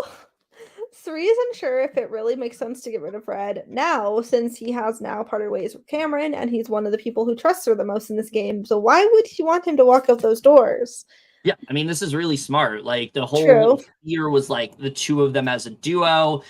The whole reason she was upset in the first place, as I've said before, was because Red was like pulling Cameron into things without Cirie say so. But now if they're not as close, it's like, why is this something to be concerned about? So I thought this was really smart from Cirie to like think maybe we need to like pivot here, you know? Yeah, for sure. Bowie says it would be good for Jared's game to put up America. She's a strong competitor and no one has given her credit, and she's gotten so close every time. Cirie doesn't understand why no one is saying Jag, as he came back from a 10-0 vote and thinks he is more dangerous, which Red agrees he will go hard, and Bowie thinks he's a strong competitor and it's a huge move. Like, okay. Sure. I guess. He just literally like got evicted. Yeah. I mean, I get why Cirie's upset about this, because of the fact that like Jag is so easy to go for here, because Jag literally just went out almost went out unanimously. But it's also like, why was that power even used in the first place if you just wanted Jag to go? Yeah. Cirie says last week she was on board with Matsev and Jag, but now that she's thinking about it, if the House were to have voted unanimously, she wouldn't trust anybody, and Jag already has reasons to not trust her because Jared already screwed things up telling him about the power. So now she's thinking it may not be such a good idea to keep Jag in this house. Yeah, which I mean, I think was smart. And I saw a lot of people say, like, why is Cirie like changing her tune? I think she really just wanted Matt to flush the power. I think that's really what it was. Yeah. She didn't want it to be a factor in the game. So she's just like, let's just get rid of it now. And now I think so too. Is ready for Jag to go. Definitely. I mean, I don't think Cirie even cares about like who stays in the game as long as it's not like her, Jared, or Izzy. Yep. Felicia says she thinks Jag may be a good person because he wouldn't expect it to happen, and Cirie tells Red whatever he feels safest with is what they should do, and he says he doesn't feel unsafe sitting next to Jag. Yeah, so Cirie then talks to Jared here and basically persuades him to put up Jag. She says that Jag is indebted to Matt and he will never come between them, so why leave him here for him so they can take his number one away so one of them can take their spot, and putting up Jag is also going to solidify Cam with him as he will feel he is finishing his HOH, and he brings up America, who she feels will be a waste for him, and she really doesn't trust Jag at all. And again, I thought this was really smart coming from Cirie. The only thing I wish that they showed here was she did have a conversation with America where America was saying something to the effect of like, I don't trust you, you never pull me into things. And Cirie's like, you haven't talked to me, you haven't tried hard enough. And she really started to see America as someone who's like, well, she's alone, people don't like her, why are we letting her go this week? And I wish they would have done that, because that really is the reason why America that's really the reason why America wasn't put up. It's because it was a really good conversation. I mean, it's not even just the conversation itself. It's more so like that's the reason why America wasn't put up. And I wish they would have shown that. So Jared thinks she's making some great points as he hasn't trusted Jag since he lied to his face, but he's really sussed out by America. Of course he is. So he needs to figure out who it makes the most sense to put on the block.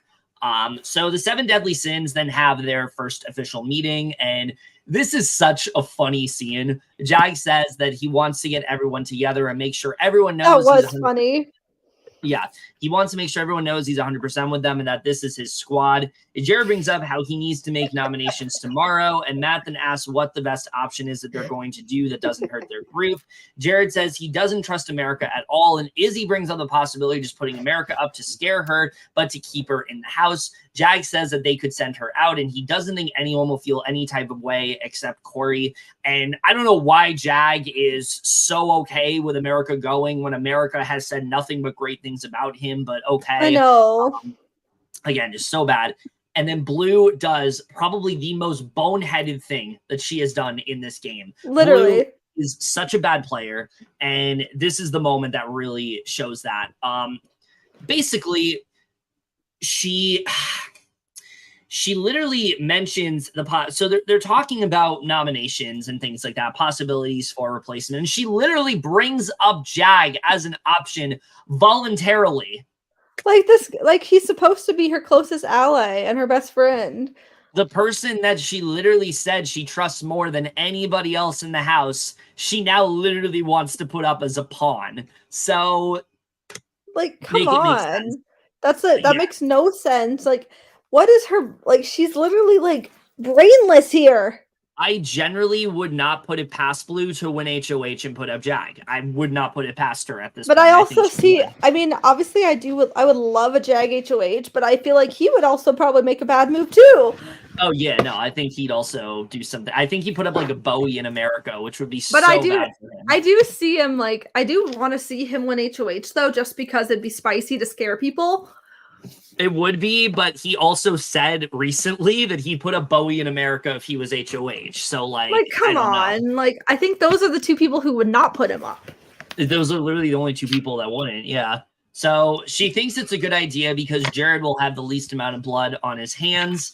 Red and Cameron will feel comfortable, and it will show the rest of the alliance that Jag wants to be a team player, which if I'm Jag, I would be pissed about this. Like, you literally just put me on the block. You literally just saved me. Why am I going up again? The fact that Jag honestly, I want to see Jag get pissed off. Well, the fact that he isn't, I think it's just a credit to how nice of a person that he is. But I think it's similar. Yeah, like, you can still be nice and kind and get mad at stuff, like something like that. Like, yeah, you should be pissed. I think it's similar to like Jonathan in BB Can 11, where it's like he's just like too nice for the game. Like, he's just not built for Big Brother, and I think we're seeing. I'm never gonna forget when you were bored by his first interview. That's irrelevant now, but yes, it was just so funny. Yes. So it's very similar to that though, where it's like, yeah, he's really nice and genuine, but he's a little too nice for this game, and I think that's definitely his downfall. So, like, he just kind of accepts things. He never really tries to fight, and I think that's Jag's biggest issue.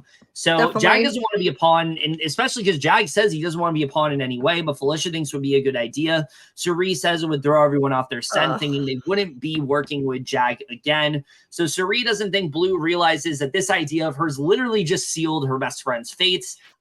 Which, yeah, I mean, that's definitely the issue here. So at the veto meeting, Cameron, of course, does take himself off the block. Jared does indeed renominate Jag in his place. And Red says he didn't expect Cam to use the veto on him, as that would make about as much sense as wiping before you poop. The only thing Red has said all season. And now, sitting next to Jag, he thinks he solidified his chances of staying. Jag says that being a pawn always has its risk, but that risk is outweighed by the benefits this move brings him, as he's putting his trust into his alliance, and he needs them to trust him if he wants any longevity in this game. So Cirie says, while Jag may think he's a pawn, he's a loose end, and she can't have in this game. She's been cleaning up Jared's messes for 25 years, so getting rid of Jag is no different.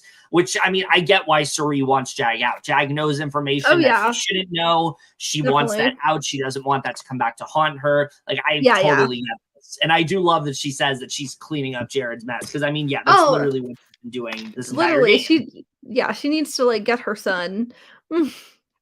Yeah. So Matt is hoping that he can do what he can to save Jag once again and make sure his power wasn't a total waste. And that is how we end Wednesday's episode. We're going to go into Thursday's here, which Thursday was a pretty monumental episode, I would say, because there's a lot of firsts in this episode. We don't get actually a lot of talk about what's going to happen. We don't. We don't actually. I think we get like 20 minutes at most, and then the rest of it is like the voting, and we actually get to see the HOH comp, which we'll talk about. But there are a couple things that they left out of this episode that kind of upset me, but we'll get into that. So Cameron is happy to be off the block, but he doesn't want to give up on Red just yet, regardless of where they are emotionally. Red is feeling pretty good sitting next to Jag, especially still being in the Legend 25 Alliance. He's hoping he can get at least 10 votes to stay. So Cirie says that Jag thinks he's the supporting pawn when he's actually the headlining target. I love the way she says this, that he's actually the headlining target this week, as he knows information from Matt that is super dangerous for her game. Jared talks to Jag and basically tells him to still campaign and not act like this isn't real. And Jag says he will operate the same way, which is still campaigning. So Izzy then goes to talk to Felicia and asks if she's still feeling like Jag is the best option. And Felicia says that she's wrestling with it, as everyone would feel comfortable with Red, but with Jag, they will piss some people off. So Izzy's worried that he will throw them under the bus as he walks out the door. And she wants the three of them to talk about what they're really going to do. So Izzy says that while Cameron and Red have been on her alliance from the jump, if their bromance is dead, she is moving forward with what the team wants and targeting Jag this week. So I feel like Izzy is someone that could literally just like went against anyone in the end, because she's like, let's just do what the team wants. Yeah, I mean, literally, not to go ahead of ourselves too much, but she literally says that if she were to have won the veto this week, she would have used it on Cirie. So, like, you mean she would have not used it? She would have not used the veto, so Cirie didn't go on the block. But I mean, Felicia probably still would have left. I mean, yes, but like, it just sums up the kind of player that Izzy is. So, like, she's just too loyal to Cirie, which, I mean, queen, but like, she's a lot of the players this season are just not self-interested enough, and this is like the perfect example of that. So Izzy says that while Cameron and Red have been on her alliance from the jump, I already read that. So America talks to Cory and tells him not to be stressed, and he says he always is, and she asks him what the thought process was when he got out of bed in the middle of the night and left her there all by himself. And he thinks it would be a bad look for them to wake up in the same bed. I love this showmance. It's so unique and different, and it's unlike seen before. Like, literally, they're both so unserious. Yeah, like it's so funny to watch. I saw like a clip of them like making out, and she's talking about like his SpongeBob underwear. It's so funny. I know. I could literally watch a whole episode of just American. She's like, she's like, did your mom buy those for you? That was great. And he's like, I'm surprised it turns you on, and like it was great. So America talks to Cory and tells him not to be stressed. And basically she says that she likes Cory a lot, but he is a project for her. She just has to polish him up and make him the perfect man for her. So she applied tanning onto him, and she wants to help him grow out facial hair to pass as 22 rather than 21. She wants to take this lump of clay and mold him into the perfect boyfriend. Cory says his experience is not at all what he expected. He has this girlfriend in America who is making him wear bronzer and grow out was potentially the worst facial hair in BB history, but he's actually kind of enjoying it. I thought this was a fun little segment, the way that she is, trying to not necessarily change him, but like kind of give him a bit of a glow up. I thought it was funny. I thought it was really funny. Yeah.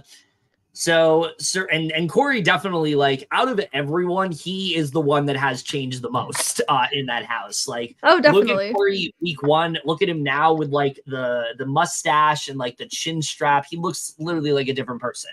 So, Oh, definitely. Cirie says with Jag going and Matt staying, it may be time to get Legend 25 and solidify that. I will say, like, I really like that because he went from like this shy, awkward guy to like he's definitely like breaking out of a shell. Yeah. Anyway, go on. Okay.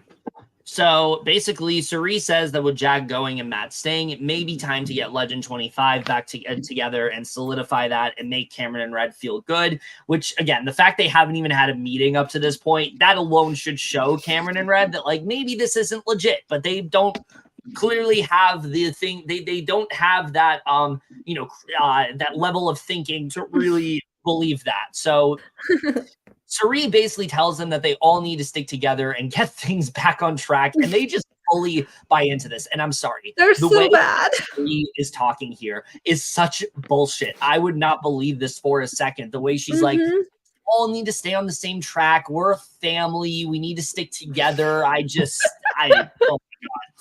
Mimi feels that this is a bit premature as they are a very indecisive group, so she hopes that they actually stick to the plan this week. She is correct there. She's very accurate because all these people are very indecisive and always change plans. She's and like, even though she doesn't like talk a lot to certain people, I do see Mimi winning just because she has like she's so level-headed and she's in a good spot. She's level-headed, but I just think like her not talking to the other side very much is what's going to hurt her in this game. So I don't know. I could also see her getting like a 4th place. I don't know. I'm not counting Mimi out just yet, but I'm not exactly impressed by the way she's been playing. So I mean, she also like did say she's going to play like a politician because that's her job.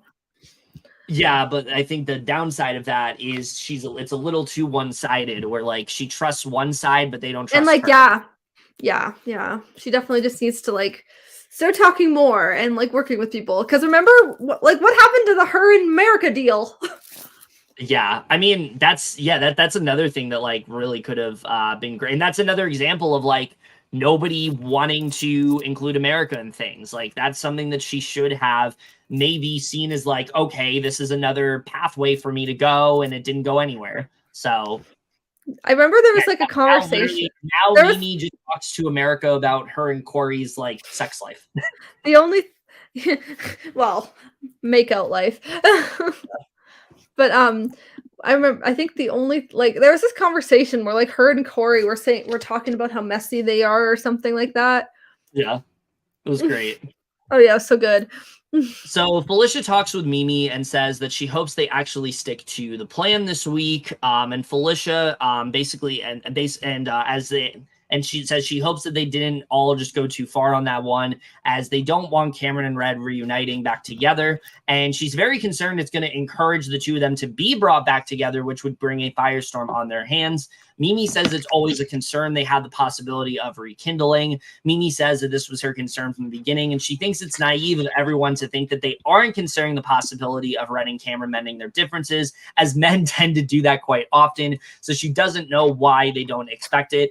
The one thing I really wish they would have shown in this episode that to me is just like great TV, and I don't know why they didn't show it, is Felicia and Mimi did want to flip this vote onto Jag, but the whole reason they wanted to do that was because Jag literally was consuming Mimi's quesadilla that like she saved it for herself like the next day, and she was so like upset that he and Matt ended up like consuming it. It's such a funny moment, but it literally almost caused the vote to be flipped here. Like Felicia and Mimi were going to vote out Jag, and I wish they would have shown that because it would have been so much fun. But also it literally almost happened. Like the vote almost flipped onto Jag from Felicia and Mimi. However, Something else they don't show enough is that this really got Cirie to kind of doubt Felicia in the game. She started to see Felicia as someone who maybe she can't trust as much because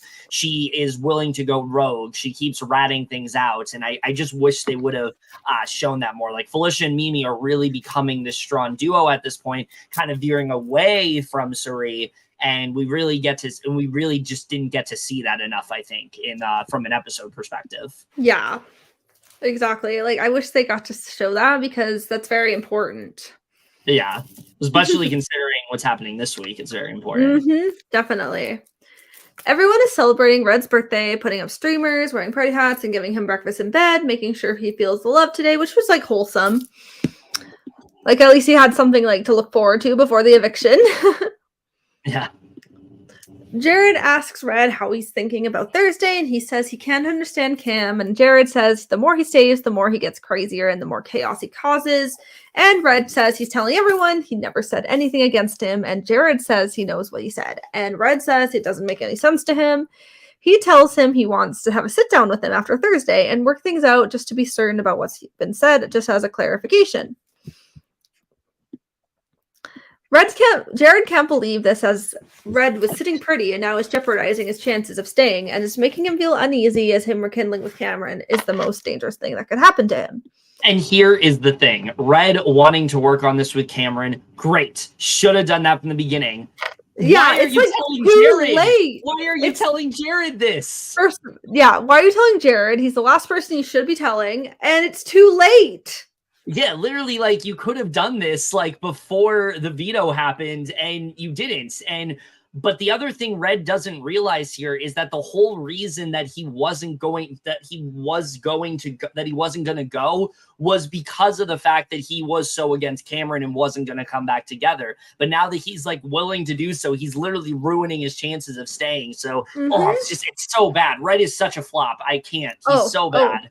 It's terrible. Like, Jared talks to Izzy and Felicia about this, and he says he wants to confirm what Cameron said, which makes him uneasy, and it should be a no-brainer that they don't trust Jag over believing Red is going to mend his relationship with Cameron, but even certain things Red says make it seem like they could come back together, and in the event he does, it's way worse than anything Jag would do because it means he keeps Cameron in the house.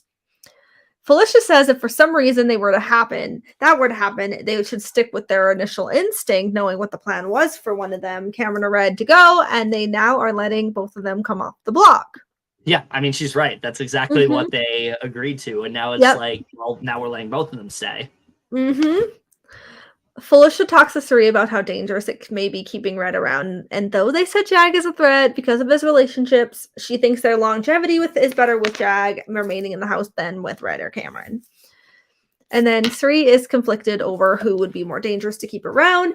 Felicia is worried if they leave Red, they can pick right back where they left off and let one of them will come after the two of them. True.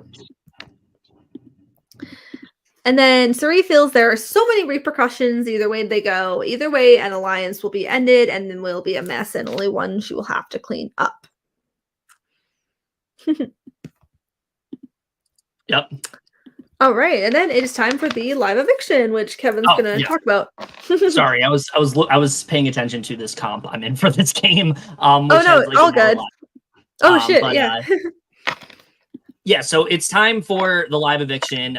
Red starts off by giving this really awful speech, to be honest with you, saying that it's better to keep your mouth closed and seem like a fool than open up and remove all doubts. He says he loves all of them, and it's been an amazing experience, and no matter what happens, he loves all of them, which is just, again, such a nothing speech. But Jag then also gives a plea that isn't very good, but he says he can't appreciate the time he spent with all of them, and he has a very special request because Mimi will kill him if he doesn't make her that steak that he promised, which again... Okay. I mean, it wasn't a very good speech, but it was still pretty funny, that part. I wish they included that segment, because then people would have known what he's talking about. I know, I wanted to see that. Now, heading into this eviction, there was a lot that was up in the air here. They kept saying that we knew this was going to be the first vote that wasn't unanimous because they were leaving Cameron and Bowie, like, out of it. But there was also a possibility that Felicia and Mimi were also going to be blindsided here because they wanted to evict Jag, and Cirie and like Izzy were so upset about this that they're like, well, what if we just voted Jag out and we make everyone think that Izzy and that Felicia and Mimi also did this? And I was so down to see that happen and actually see this be like a 6-4 vote. That would have been so spicy. I know. I wish. It's 8-2. Red ends up going. And I mean, I was happy that Red went, but I just and obviously with Cam and Bowie are on the out, says the 2. Yeah, like I said, I just would have really wanted that 6-4 with Felicia and Mimi also being blindsided. Would have been so that would have exciting. Been so good. I wish. But I mean, I'm glad it wasn't unanimous at least. Yeah. It seemed even Julie was annoyed with all the unanimous votes. I mean, I don't blame her because that's the only thing that's been kind of annoying this season. It's just very boring. Yeah. So basically, in his interview, Julie asked Red what he thinks happened, and this is probably one of the most infuriating interviews of the entire season. It was. He says that he thinks Felicia had a lot to do with it, but it's hard to tell in this house with so much going on. He felt that there was some funny business happening, but it is what it is. And like he said, this experience has been great either way. He's most betrayed by Cam, thinking he wouldn't have been sitting on the block if it weren't for him. And Julie asked him the question that, like, we're all pretty much thinking, like, why didn't you ask Cam if that's what he said? And Red says, based on his mannerisms and things he would do, he was too irritated to act emotionally, so he wanted to let it be. And then she informs him that he did vote for him, and he just, like, stays silent. He's like, oh. He's like, damn, I was wrong. He's like, damn, I should have asked him then. Yeah, I mean, it was so frustrating. It was so bad. She then reveals to him about Jared and Cirie's connection, which he's pretty shocked about. He then gets he was just like, oh, that's awesome. Yeah. So he gets goodbye messages from Felicia, Bowie, Izzy, and Cameron. Although if you watched his extended exit interview, he gets goodbye messages from everybody. But for the good thing about I honestly think they can only show a certain amount because it's just timing. Yeah, I mean, in my opinion, they don't need to show them in general, but that's just my opinion. Unless like I don't think they need to show them for certain people. Like, did we really? Unless it's just like, unless it's just like something super important. Like, did we really need to see them for Kirsten? No, we didn't. But for the first time all season, I was very happy about this. Something I've been complaining about all season is they're not showing the HOH comps anymore. For the first time, it's actually live, and we actually get to see the competition play out. Julie tells them that there is a transmission from the Humiliverse, which says that this week is Humila Week. So the whole week will involve embarrassing competitions. And this one, I mean, right off the bat, we got to something really stupid. It involves all of the house guests farting. Each video sequence will involve a number of colored toots. She will ask a question, and they will have to answer true or false. They're not actually farting. It's like, basically, it's like someone edited it to make it look like they were farting. But after 3 questions, a new video is played. What did you think of this comp? It was a little stupid, but it was also funny. Just like everyone's reactions to all the farts were just killing me. Yeah, the reactions I thought were funny. The comp itself was really dumb. But I thought the reactions themselves like made it a little better, I would say. So, yeah, it wasn't like the worst comp. It was funny. It was just like kind of stupid. There was a lot riding on this competition. We didn't know what was really going to happen. I was really pulling for an America HOH here. Just because I felt like she had such a shitty week. I was hoping for America or Jag. But it comes down to Izzy, Cory, and Cameron. And the HOH for this week is Cameron. And everyone is upset about it, which was so funny. Everyone's faces were so good. Like, literally, I think Mimi had like a smile, like a surprise smile. Yeah. And then obviously Bowie was happy, but like everyone was just like, oh, great. Not like their dismay was like, nope. It is such a good clip of like him in between like Cirie and Felicia, and they're just the look of disgust on their face. Oh, it's so good. It is so good. And listen, I don't like Cameron at all. I especially hate the way he treated America this week. It was absolutely disgusting. Oh, yeah. just constantly like following her around and harassing her. It was just it was really gross to watch. It was really gross. And him saying things like her wearing certain clothes was like for him and things like that. Just it's so and like, fucking nasty. Yeah, like there was this talk about like her doing like a sexy dance for him. I think she was just doing that for fun. Yeah, I think she's just a very like flirty person. Like that's just her personality. Yeah. Like who cares? There's nothing wrong with being flirty, and she was just doing, and she was probably trying to stay on his good side too. It's also like part of the game. Like I don't know why it's a problem. People like she was like flirting is probably her strategy too. Like part of it. She literally said it was going to be part of her strategy. So. Yeah, I mean, as much as I don't like Cameron, this is really exciting. The idea of someone that really everybody wanted like, out of the house. Literally, he has one ally. Yeah, he has Bowie. One ally. Yeah, he has one ally in Bowie, which we'll talk about how he's handled this week in another video, because let's just say not great at all. But this was very exciting. I thought, you know, if I liked Cameron a lot more, I would honestly be really excited about this. The fact I mean, I don't like Cameron as a person at all, but I do think it is spicy that like the house target did win HOH again. Because I mean, we talked about we hope that's something we hope for. I feel like every single season where it's like, oh my God, what if this person wins? What are they going to do? And it actually happens, which I think is really exciting. It just sucks that it was Cameron. I also would have liked an Izzy HOH just because that would have been chaotic. Oh yeah, I was very much down. I really wanted to see a Cory HOH though. I wanted to see what he was doing. I know. I want to see a Cory HOH at some point too. Yeah. You know what? I kind of want Cory to win like the double HOH. Well, I think the wall comp is going to be this week, and people think America's going to win that. So I could see America. I could see America or Mimi. Yeah. So Julie also informs them that because it's Humilla Week, not only is it Humilla Week, they're all have-nots except for Cameron, which is such a good twist. Let me just say the idea that everyone is just they're already so upset with Cameron winning, but now them not being able to eat, it adds. And they have to take cold showers and all the fun stuff. I love that twist so much, but so good. She also asks Cameron how he feels. He says he misses Red, but he thinks he'll do okay out there. And Julie then lets them know there's going to be a big announcement that's going to affect this year's jury. What do you think this could be? I could see it being maybe like just a smaller jury, like 7-person maybe. Maybe they have to like, I don't know. Maybe they have to like eliminate someone from jury. I don't know. It's tough. There is a rumor out there that I really hope is not true, that there could potentially be a final 3, and that's what the whole twist is going to be. But Big Brother doing a final 3 is not something I'm interested in, because that's more of like a Survivor twist. But I mean, it'd be cool. I just think I don't know. But then what do you do about like the final HOH if it's not a final 3? I mean, they could just do 3. I mean, they could just final 4, I guess, maybe. I don't know. And then they just have like the final 4. Whoever wins that gets to evict whatever. I don't know. Who knows? I don't know. Just to me, with Big Brother, the idea of getting to save 2 people is not nearly as exciting as winning the final HOH and getting to make this whole decision of who you sit next to. Like, that's so much more exciting than, oh, I can bring this person as well. Like, it just... Definitely.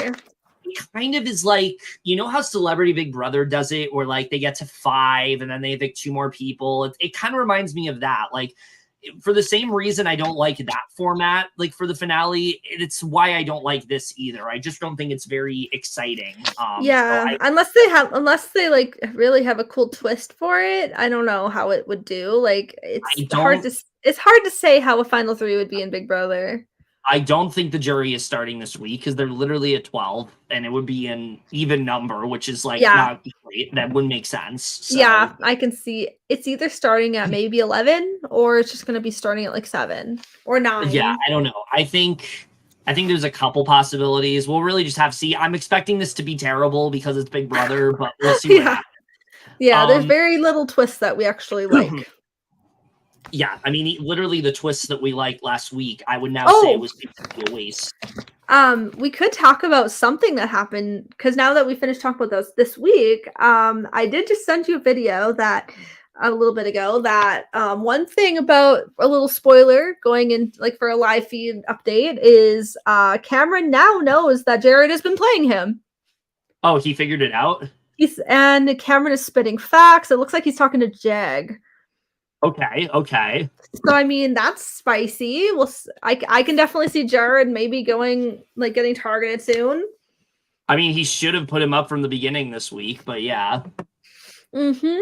I mean, not to get into it too much, but like the way Cam has handled this HOH, if he would have just been willing to talk to people, he could have really made an impact on the game this week. But instead, he's getting rid of the person that Cirie literally wanted out anyway if Cam was HOH. So like, he's not really doing much of anything for himself. So he can try, but like, I don't think anything's going to come of it. We'll see. But like, also, and apparently Cirie called Bowie dumb for aligning with her son, calls her a dummy. Also, Blue is mad at Jared that he won't make their relationship official. Interesting. I mean, there's a lot of spice going on. I am very excited to talk about next week. Same. Oh yes, I agree with Cameron. This. It's very weird. Cameron has a huge staring problem when he talks to people in his room. Yeah, that's true. It's creepy. Yeah, he just kind of like stares at them, and just the way he comes across, it's just very unpleasant. I don't think that, and the biggest issue with Cameron is that he's just not willing to talk to people. He's willing to talk at them, but he's not willing to talk to them. You know what I mean? Yeah. Like, he's willing to be like, this is what I think. This is what you have to think. I don't want to hear anything else. Like, he's not willing to listen to what anyone else has to say. And while I do blame, like, say, a Jag or a Blue for the way things went down and like when he was talking to them initially, at the same time, it's kind of hard to talk to this man. So I don't necessarily. So, definitely. Yeah, either way, I'm so excited to talk about the next week. There's so much that goes down. It's a very spicy week. Could potentially be a big game changer. I don't think personally, from a Cirie perspective, I don't think much is going to change. I think that she's going to be able to pivot regardless of what happens this week because she's just in such a good spot. But I think that there's going to be some other things, potentially for Jared, that are going to go a little bit more downhill. So I'm excited to see that. I'm so excited to talk about week 6, and it's going to be so good. Like this week, or this podcast too. There's so much to talk about. Yeah, I mean, every episode of our Big Brother podcast this season has been at least 2 hours. And at least over an hour. So I'm excited to talk about what happens in the next week. But either way, is there anything else you want to talk about before we wrap this up here? Just stay tuned for week 6, and if anyone ever wants to be obviously like a guest, just hit us up. And like if you guys want to, because we love hearing people's perspectives. And obviously, stay tuned for the last 2 episodes of Claim to Fame. We haven't watched them yet, but we will watch them soon and then talk about those. I know we've been so busy. We just like haven't caught up on the episodes yet, but I'm excited to talk about those 2 episodes. And what else? There's obviously Survivor draft. Survivor 45 cast has recently come out. We will be doing a draft for that tomorrow. It's 2 weeks until the premiere starts. So so we're gonna on a Wednesday. We'll do the cast. We'll do a little cast assessment while we like go through the bios. And then we'll obviously do a draft after. Even though spoilers, we might know somebody who's on the cast. So look forward to that. Exciting. And then also, of course, stay tuned for obviously eventually Secret Chef, the Traitors, the Circle, the Mole, all that fun stuff. Who knows when we're those whenever we have free time, we'll just watch those and would probably just do like basically just talk about each episode, like the key points, that kind of thing. Yeah, definitely. But other than that, I think that's pretty much it for this video. As always, comment down below, let us know what you guys thought of this crazy season that's going on where people just never sleep. People are always doing plans are changing literally left and right. It's so hard. It is so hard to keep up with this season. I've never seen a Big Brother season like this before where it's just so hard to keep up with everything that's going on, but we're trying our best to do that. That's it for this video. Hope you guys enjoyed it. We'll see you guys. Oh, I almost did the wrong intro again. And remember, couples who podcast together stay together. We will see you guys later. Love you guys. Bye. Yes, and get some sleep, unlike these house guests. Jesus.